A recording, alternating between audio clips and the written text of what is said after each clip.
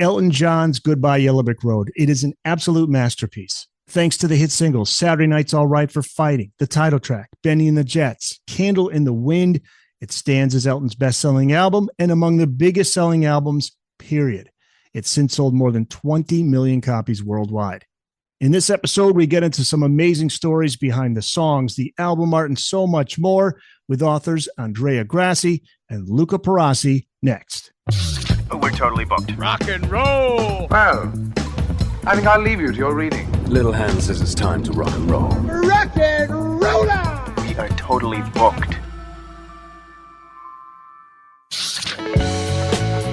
Welcome back to Booked on Rock, the podcast for those about to read and rock. I'm Eric Senich. Our guests are Andrea Grasso and Luca Perasi. They are the authors of the new book titled Elton John, Goodbye Yellow Brick Road, the making of an epic album. Thank you so much, guys, for coming on the show. Hello, Eric. Thank you for hosting us. And hello, everyone. Hi, Eric, again, and thanks for the invitation. And we will talk about an incredible album with Andrea, and we will have fun. Yeah, no, it's a hello again to Luca, because we had you on previously, and people can check out the episode that we did on Back to the Egg, Paul McCartney's last album with Wings. So let's talk about Elton John's Goodbye Yellow Brick Road, indeed an epic album, released October the 5th of 1973, if I got that correct. Number one on the Billboard Top LPs and Tape chart, as well as also topping album charts in the UK and Australia and Canada, 5 weeks at number one. It has since sold more than 20 million copies worldwide. This was Elton's seventh studio album. It follows Don't Shoot Me, I'm Only the Piano Player. Let's start with where the album was recorded. You write, quote, Elton turned a nightmare into a fairy tale. Initially, it was to be in Jamaica. Elton and the band went there for a short time. What happened while they were there? And then where do they end up moving the sessions to? The chapter of our book about Jamaica is maybe the funniest one because all kinds of things happened there. Of course, we don't want to spoil too much the surprise, so I'll tell you something in short. Elton was kind of forced to record outside UK, mainly for tax reasons. They had previously recorded at the Château d'Herville in France, but at that time it was not available. So they heard that the Rolling Stones and Cat Stevens recorded at Dynamic Studios in Kingston. Goat's Head Soup, the Stones, right? Yeah, and Foreigner, I think, by Cat Stevens. And apparently the producer, Gus Dudgeon, spoke with Charlie Watts, who told him the experience was fantastic. So they had high hopes. But once they were there, nothing worked. And later they also discovered that the Stones has some issues too, but probably solved them with a mobile unit. A few cockroaches here and there, right? He said, be careful not to, the piano. Don't, what did he say? Don't open up that piano too quickly. There's cockroaches in there. Well, but there was a bigger issue because actually there was no grand piano. There was a cheap piano with the cockroaches. And also they only had just one microphone. So they started asking to the staff for specific microphones. And the staff said, yeah, mate, tomorrow they will arrive. But tomorrow never arrived. Also, they tried to record Saturday Night's All Right for Fighting. And it came out, like David Johnson said, like a chipmunk song. So they say, no, this is not good. Let's go out of here, or at least just complete the vacation. And then we go back to the Château when it's available again. They mentioned the fact that Elton wanted to record outside of England for tax reasons, which is the same that McCartney also did in various occasions. He recorded Band on the Run in Nigeria for the most part. He went to Nashville, or he went in everywhere in America later. He went in the Virgin Island, so recording on a boat for London town, and the reason was always the same: tax reasons. So it's a nice comparison that we can make, and also the events that happened in Nigeria for Band on the Run are mentioned in the book, because there are some similarities about what happened in Jamaica for Goodbye Yellow Brick Road, and what happened on Band on the Run for Paul McCartney. But let's let the readers dive into these things. Yeah, there's so much this book gets into. Elton, just a prolific songwriter, and you talk about it in the book. The recording sessions, they may not have worked out in Jamaica, but Elton wrote a ton of songs there. Talk about that. He just blew everybody away. I think it was guitarist Davy Johnson who said Elton could write a complete song in the time it took him to make a chicken sandwich. This is again very interesting, because I have a passion for understanding how these composers write the songs. And while in the case of McCartney, you have preparation before going into the recording sessions. So he got a demo, he thinks of an arrangement, and then he goes into the studio. With Elton, it's a bit different, because he doesn't write at all before entering the studio. So only when he's ready for the recording and they are in the studio or ready for recording sessions, he writes his songs, which is incredible, because it needs obviously he needs lyrics, and then he can go through the lyrics and maybe improvising his lines and finding his melodies and stuff. But it's an incredible process. So if you think that all the songs that Elton writes are written directly when he's recording, I think it's an incredible process. I mean, you've got to be very confident to do this. Sure. Otherwise, you cannot have the writer's block, because otherwise you're wasting tons of money, because you got the studio booked and your musicians booked and everything is already set up. And so you need really to write your songs, and to write good songs, good enough to make an album. And in the case of Goodbye Yellow Brick Road, good enough to make a double album. And there was a lot of trust Elton had in his band, which goes a long way. That's a huge factor. Who was in the lineup on this album? This is that classic Elton lineup, right? The classic Elton lineup, with David Johnson on guitars, Nigel Olsson on drums, and Dee Murray on bass. Fantastic band. I think they were able, along with the producer and the engineers, to really to achieve an incredible sound. And yes, you were mentioning the trust that Elton placed in his band.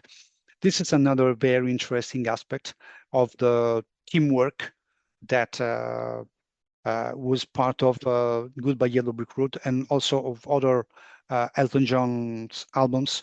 So the whole band was very involved in making the arrangements.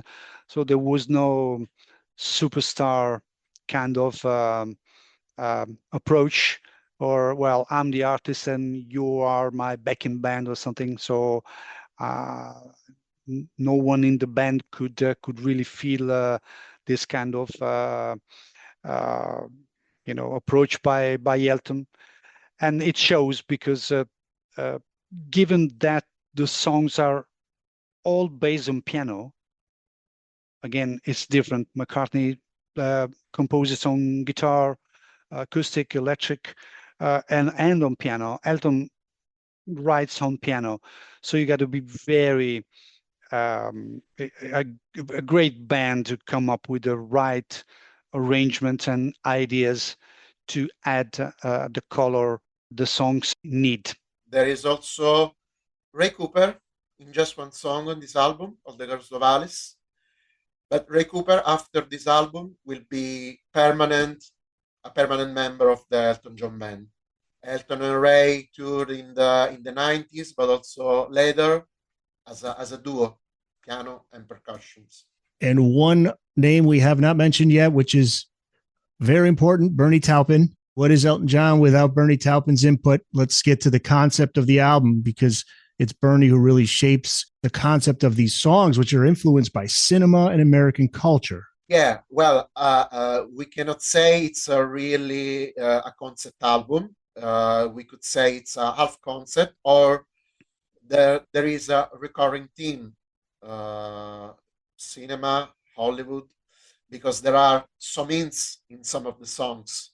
But this is also true for other Elton John albums, since movies have always been a constant inspiration for Bernie Taupin. We can mention the fact that the working title of the album was Silent Movies and Talking Pictures, and obviously the title track and the cover refer to the movie The Wizard of Oz, but the actual lyrics are not about that, are a metaphor to express the state of mind of someone tired of the fame, wanting to go back to his roots and to a simpler life. As I see it, other lyrics can be seen as short movies. And there is also a song called I've Seen That Movie Too, but that is another metaphor for a sentimental breaking up. And there are also songs that have nothing to do with cinema or Hollywood. Andrea Grasso and Luca Perasi, the authors of the new book titled Elton John, Goodbye Yellow Brick Road, The Making of an Epic Album. You write, with its 17 songs, Goodbye Yellow Brick Road marks a new high point for the Elton John, Bernie Taupin duo, both in terms of musical variety and lyrical landscapes that extend the themes and subjects explored on previous records, helping to create something of a colossal. Let's get into some of the tracks now. What an opening to the album. I mean, this whole first side is just perfect. We start with the epic 11-minute Funeral for a Friend, Love Lies Bleeding. Can you break down that epic opening? Because Elton's original version started with his piano at around 1:40 in, but then we have some work done to add some instrumentation by a couple of key people here, right? Gus Dudgeon and Henschel. Yeah, I mean, this is a fantastic opening. It's my favorite track on the album, along with Danny Bailey. These are personal choices. And well, let me explain quickly to the listeners and future readers what we did in the chapter of the song. So we were trying to gather the most possible, the highest number of anecdotes about what happened in the studio. So we thought it was interesting to really build these details and offering them to the readers, so to know exactly what was going on in the studio when they were recording. So there's a bit of musical analysis and lots of these anecdotes from the studio. And so what happened in the case of Funeral for a Friend, Love Lies Bleeding? So the title suggests that it's a sort of medley. In fact, they are two different songs linked together. But Eric, what happened was that the intro that we are hearing, so this epic intro that is played on the ARP synthesizer, is played. It was added after. And that's the engineer David Henschel who's playing there. That's David Henschel who's playing. So, and it was added after. So Elton didn't know about it, and so he was taken by surprise when he heard that. And I think it's a fantastic addition that really sets the tone for the whole album. But then you have other anecdotes that are really nice. Like there's a set of castanets at some point during the song, and that's Gus Dudgeon playing. So also this explains the teamwork I was talking about before, because it involves even the producer and the engineer playing in the song as they were musicians. So that really is something that adds to the story of the album. And this little anecdote I loved discovering, or finding the best way to present them in the book. A lot of people wonder what the song is about, but it's just Elton imagining what his funeral would be like.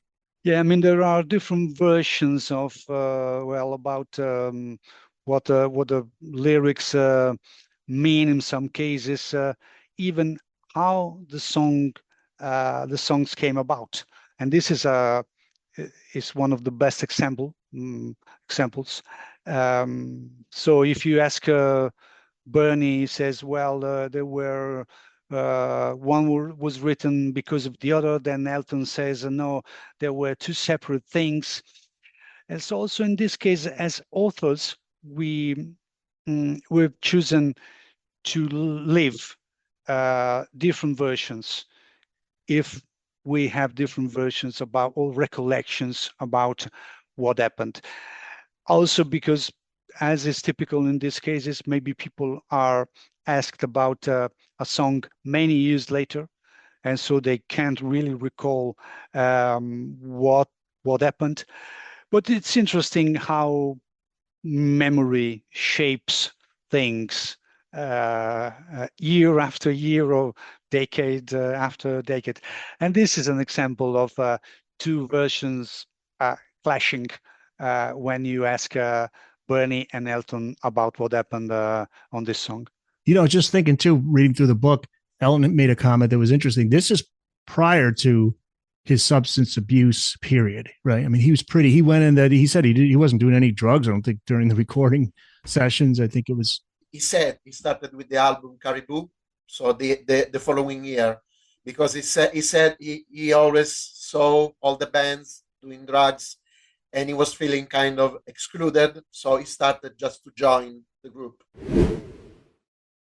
Hey guys, we'll get back to the show, but first I want to tell you about an exclusive deal for Booked on Rock listeners. Get 15% off any purchase at oldglory.com. Over 300,000 officially licensed items covering music, sports, entertainment, and pop culture. Merchandise featuring legendary music artists like Bob Marley, The Beatles, Grateful Dead, Pink Floyd, Led Zeppelin, and many, many more. Go to oldglory.com. Make sure to use the promo code BookedOnRock. Also find a link in this episode's show notes, or just go to bookedonrock.com and click on My Deals. All right, so the next track, Candle in the Wind, it's an Elton classic. No matter what version you listen to, it's just phenomenal. Who is the song about, and can you talk about the two sources behind the song's title? I think Candle in the Wind is probably one of the most popular Elton John songs. As you said, which version? Because apart from the original version that we're talking about, it was a hit again for the Live in Australia album mentioned by Luca. That was the first version I ever heard. It was the Australia version when I was a teenager. Okay. Like Luca, okay. And the record-breaking 1997 Diana version. One of the most popular, but also one of the most misunderstood, because it's not really a tribute to Marilyn Monroe, because people think, okay, Elton and Bernie are fanatics about Marilyn, so they wanted to dedicate a song to her. No, actually, Marilyn is used as a symbol of dying young. So Bernie Taupin said it could have been also about James Dean or Jim Morrison or whatever. And the two sources you mentioned behind the song title, one is a book called Candle in the Wind. And also, Bernie said Clive Davis used the phrase to describe Janis Joplin, another one that died young. Benny and the Jets, one of my all-time favorite Elton songs. First, before we get into the music itself there and what we're hearing, what is the song about? I think personally there is a lot of imagination and also a little bit of nonsense. It's just a fun lyric that was used for a fun song. Anyway, Bernie described it as his vision of a futuristic band that was fronted by an androgynous woman. As a kid, I never knew if it was live or not. I thought this doesn't. I don't know if it doesn't sound really truly live, but maybe it is. Talk about some of the things they do here with the mix. There's something called the slapback tape echo effect. Where do they get that crowd sound? And I love that they leave the mistake in at the beginning, so then it makes it feel live even more. I have wondered, Eric, the same myself for years. Every time I was listening to the song on my CD or on the radio. I must admit, it's not one of my favorites because Really? I've heard it so many times. That's the only reason why. I've heard this song so many times. Anyway, it's a brilliant piece of music, and it's brilliantly built because of all these little tricks that you have mentioned. So that proves how fantasy is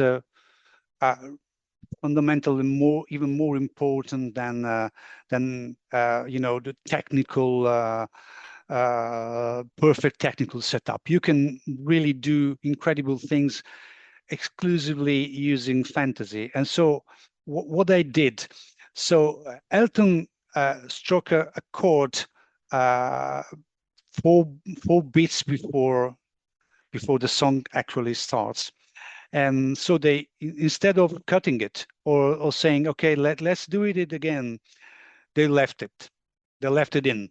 So there's a mistake, but they left it in, and which we can say it makes the song because it's something unexpected that happens, and so introduces the song the right way to me. And then there's lots of other things that you have hinted at.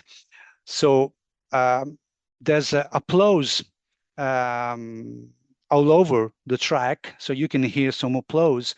And so they took this from a record from Jimi Hendrix at the Isle of Wight, along with some crowd sounds from Elton at the Royal Festival Hall. So I'm very fascinated by this kind of things, which also the Beatles did in many of the records. So relying on this sound libraries that were available maybe at Abbey Road or also other English studios. Or again, David Henschel, Gus Dudgeon, and the assistant engineer Pete Kelsey did all the hand claps. So they are 3 people, but they overdubbed so many times that in the end you really think there's a big crowd doing the hand clap. So this is an example of what you can find in the book. And so if you are a fan of how music is built in the studio, I think this is a book for you. Oh, absolutely. It dives deep into all this stuff that I love. That slapback tape echo sound is what makes it sound live as well, too. Yeah. It makes it feel like you're in a stadium or an arena. Yeah, this is an effect that was very used in the 50s, especially, and so it's used also here to great effect, and it applies perfectly to Elton's voice and gives an added flavor to the song. The title track to the album is among my top 5 Elton songs, and it starts off side 2. This is a song that came by accident? Yeah, this is a quote by Elton himself. He said he stumbled on the introductory chords for Goodbye Yellow Brick Road by accident. And David Johnson, the guitarist, at first, when he heard the demo of the song, complained about its complex structure because there are 20 chord changes, and he was forced to write them down on paper, something he usually doesn't. And it's in my top 5 Elton John songs too, probably because of these chord changes, and also because of the very natural way of going on and off from the falsetto voice. and the rest of side two. This song has no title. Gray Seal, Jamaica Jerk Off. I've seen that movie too. Interesting that Jamaica Jerk Off was written prior to them being in Jamaica, I think. Gray Seal, I don't think that was released as a single. Maybe it was, but I think it's included on his best of collections, isn't it? Well, initially it was released as in a different version as a B-side to the single Rock and Roll Madonna. So that could be the reason why, if it's the original version. If it's the version from Goodbye Yellow Brick Road, I don't know. I don't know why. of the non-singles, I'm curious as to each of you, do you have a favorite deep track, one that wasn't released as a single? Yeah, for me it's Harmony, and I know that many people requested Harmony to be released as singles, as a single, but the truth was that they had so little time, because after a few months they started recording the Caribou album, so there were too many singles already released. I love this song as no title. It's a short song with Elton playing everything, and if I have to choose one of the lesser known, let me say, songs, that would be the song has no title. It's got especially the verse part. I love it very much. I'm personally inclined to love a bit more the melodic Elton compared to the rocker, but this is a matter of tastes. Yeah, I'm with you on that, though. That's my pick too.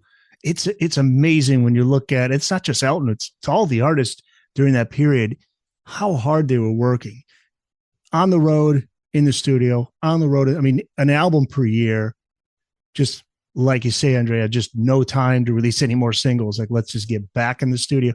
It speaks to the work ethic of those guys, you know, like Elton just cranking out those songs. Thankfully, he could write that quickly, because you could see how it would drive an artist mad if the record label's like, we need another album. It's like, oh, all right, I guess, you know, you got to write while you're on the road, I suppose. But it's really, it certainly isn't surprising why a lot of them did have to start to resort to taking drugs. Just, you know, the cocaine was a lot they talk about, just to stay awake and keep going, which is, you know, it's not healthy, but it's kind of the way it was. We were joking with Andrea when we were researching for the book, and we were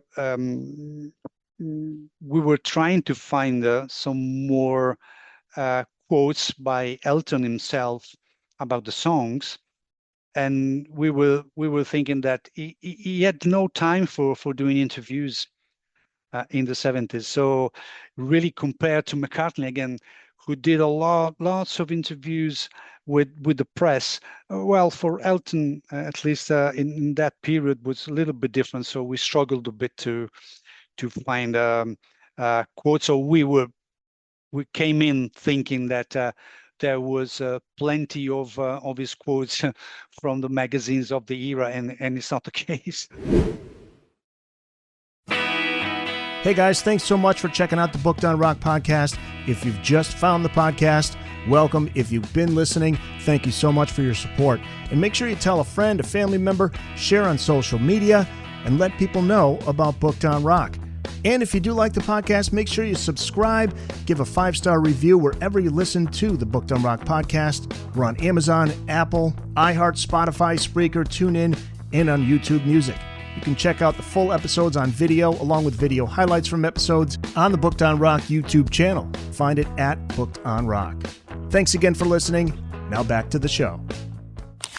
Side 3, Sweet Painted Lady, The Ballad of Danny Bailey, 1909 to 1934. Dirty Little Girl, All the Girls Love Alice. That's the track I know here in the States got a lot of airplay on classic rock radio growing up. Elton calls it a sinister song. Bernie Taupin was looking to challenge the censors lyrically on this one. Yes, Bernie said this was deliberate, and he wanted to see what would happen with this kind of lyric. He wanted to push the envelope. This is one of the short movies I was referring to before. Alice was a 16-year-old girl, and after a few lines into the song, we discovered that she's a prostitute. Like the woman in Sweet Painted Lady, actually, but that character in Sweet Painted Lady was seen as very positive. Here, Alice was a prostitute, was a lesbian prostitute, and she was killed. Uh, we don't know the real end of the story. We don't know who killed her. So it's like one of those short movies when you have where you have to figure out by yourself what happened. And if you want to extend on this, Bernie is a fantastic lyric writer because he can write these short stories, often without a real start or a real ending. But in few lines, he can go deep into the character's mind or give you enough elements to figure out the whole story by yourself. I always wondered about that chemistry between Elton and Bernie, because when Bernie wasn't in the picture, the song quality that Elton was putting out wasn't as strong, but Elton wrote the music, right? Was it Bernie doing all lyrics, or what was going on there that influenced Elton so much? What was that magic that they had? Bernie always wrote the lyrics first, then he sent them to Elton by hand or by fax in the later years, or by email. And Elton just read very quickly the lyrics. He didn't study them too much. Just give them a quick look, and then he started writing some chords on the piano. And his rule is, if a song is not complete in the first 20 minutes, then I throw it away and go to another one. So there are plenty of sheets of lyrics by Bernie Taupin in the trash in the studio pavement. But it's fascinating because it's the lyrics themselves that actually inspired Elton to write, just really step it up even more so, or there was something that he was feeling that was special that would really ignite something special on his end with the songs he would write. For a music composer like Elton, having lyrics already written with a great story, but also with a good scan, that helps a lot. Okay. So we can. I'm not a musician, but I love to play. I got a guitar, I got a piano and stuff. So I did something on my own during the years. And what I tried to do sometimes was to pick up an album I didn't really know. So having the lyrics in front of me and pick up my guitar and trying to come up with some melody, because I didn't know the lyrics. So, but the lyrics help a lot. Oh, wow. So that explains it a lot. Yeah. So I think it's a good process if you think that you are not a good lyricist, or you don't want to struggle with lyrics and stuff, and you got someone who is a real poet as a Bernie Taupin. That makes an explosive combination. That makes a lot of sense. Takes the pressure off of Elton too. He doesn't have to worry about the lyrics. Frees him up to do the music. Actually, there was a period when Elton wrote with another lyricist called Gary Osborne. Right. I think it's the period you were referring to where the quality was worse. Let's say from the 78, it was on and off until the first years of the 80s. And in this case, the method changed. Elton wrote the music first, all alone. He also happened to write some snippets of lyrics, like the chorus or something, and then gave the tapes to Gary, and he would write all the lyrics.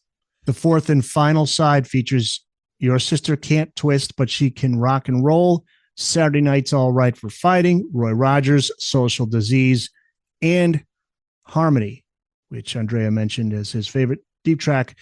We got to talk about Saturday Night's All Right for Fighting, and that's just one of Elton's classics. Talk about Bernie's lyrics here. These are based on his teenage years, so it's semi-autobiographical. Yes, Bernie said this lyric is inspired by when he was 15-year-old, going to pubs in the north of England with friends, and all the gang started drinking too much beer, and somebody will start a fight. The guitar work from Davy Johnstone is very important on this track. Elton left the recording of his piano part until later in the production. This is something he never did before. What was his reasoning behind that? Elton tried at first to play piano along the band, but it didn't work because there was already too much guitar. So he gave up. And then when the basic recording was finished, they had to convince him to play a piano part a la Jerry Lee Lewis. And so that's why, while singing the main part, he was not forced to stay seated at the piano. So he tried new things. He stood up, lying on the floor. He was also harassing the other musician, insulting them. And of course, the limit was the microphone wire, since at the time wireless was not an option. Yeah, and it was interesting. I think in the book it talks about too. There was some doubt as to whether they should even have the hard rocker on the album. That's not really Elton's thing, and it's like, no, man, he can rock. This is, this is why Elton still, some people will say, is Elton, more pop than rock or whatever, but if he wanted to rock, he could, and he still can. Elton, especially in the recent times, I'd say from the 90s, was seen mainly as a balladier. So almost all the first singles used to promote the albums were ballad, love songs. He released many compilations called Love Songs. So unfortunately, it's just a side. Not the only one. He did all kind of music. He did dance. He did funky. He did everything. He also did a dance album called Victim of Love. It was a disaster, but he did it. Find the Booked on Rock website at bookedonrock.com. There you can find all the back episodes of the show, the latest episode in video and audio, links to all of the platforms where you can listen to the podcast, plus all the social media platforms. We're on Blue Sky, Facebook, Instagram, TikTok, and X. Also, check out the Booked on Rock blog, find your local independent bookstore, find out all the latest hot rock book releases, and before you go, check out the Booked on Rock online store. Pick up some Booked on Rock merch. It's all at bookedonrock.com. All right, so you write, quote, an album so special needed a special album cover. Let's get into the album cover. Talk about what the initial idea was, and then how does it come to be where we have the one that we see today?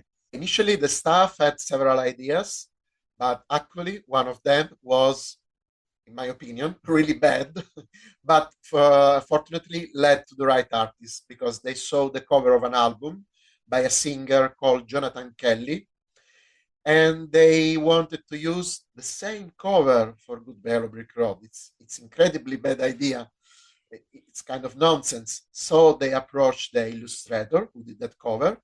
It's called Ian Beck, and I exclusively interviewed him for the book, and he told us the detailed story. Luckily, after contacting him, they realized that it was a bad idea, so they asked Ian to do a brand new cover. And it seems that the idea for the cover, we all know, was worked out by Ian along with David Larkham, who was the co-art director, and Steve Brown, who was the album coordinator. And the lyrics too. Elton always wanted to make sure the lyrics were on there. That was because he knew how important those were and how important Bernie is to him, it's just cool too. Yeah, there's so much more in this book. After breaking down the tracks, you got the other songs from the sessions. The single Step Into Christmas is covered, the album's promotion, the commercial and critical response, songs from the album covered by other artists, which is really interesting. Notable reissues. The 97 version of Candle in the Wind is covered in the book. There's also a chapter on the album's legacy and retrospective reviews. What was the reaction to the album by the critics when it came out, and what is said about it today, years later? Well, Eric, we wanted to give the best picture about the album, and so all that you have mentioned is part of a book that you can take, and if you want to know what really happened, you have everything in your hands. And I always thought that the critical reaction of the time is very important in a book like this, because then after years pass and decades pass, then the album could gain a different status. And it's always interesting to see what really the critics think at the time. And so, for example, Goodbye Yellow Brick Road was not universally acclaimed at the time of his release. So Rolling Stone was not so impressed, and someone criticized the double album format, which is a criticism I have seen quite frequently about Goodbye Yellow Brick Road. I understand it. When you got a double album, the first thing critics like to say is, "Oh, it could have been such a good single album." You know, it's quite typical. Even George Martin at some point thought that the White Album could have been really a great single album. But, you know, double albums are like that. I mean, take it or leave it. I like it as it is. And in the UK, the reception was better compared to the US. And I would say that over the years and the decades, the critics only went better and better. So in 2003, Rolling Stone ranked the album at place 91st place in the list of 500 greatest album of all time. So that's pretty much sums up how important this album is in the history of rock and pop. So for each of you, what is the album's legacy? Well, it's not easy to put it in a ranking, but it's for me it's a fundamental key album for Elton, and who is a fan of music could not have this record in his collection. I quote Luca, and I can add that Elton and Bernie in recent years have admitted that this is their best album. They said they were both on fire in the lyrical and musical sense. They released a 30th anniversary edition, a 40th anniversary edition, not a 50th, surprisingly. But in those occasions, they did many interviews. In fact, most of the quotes from Elton are from that period, rather than the 70s. So they actually know it's one of their best albums. Elton John, Goodbye Yellow Brick Road, the making of an epic album. It's out now. Find it wherever books are sold. Look for it at your nearest bookstore. Look for it at your nearest independent bookstore. You can go to bookedonrock.com to find your nearest independent bookstore. And guys, where can people find you online? Luca, I know you are online in various places on social media. Yeah, I'm on Instagram, Facebook, Blue Sky, and X. So it's quite easy to find my name. And there's the Lily Publishing website. Yeah, as well. Plug yes. too. Yes, Andrea, where can people find you if they want to reach out to you? Well, I think it's best if they reach me at my Italian fan club that is called Elton John Italia on Facebook, also open to international fans. Great. It's fantastic to speak with both of you. I mentioned this before, Luca. It's great to be able to feature some books from Lily Publishing. Hope to do some more in the future. So thank you so much, guys, for coming on to talk about this epic album from Elton.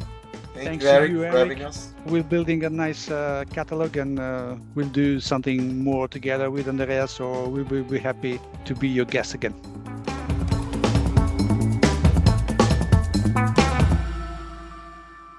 That's it. It's in the books.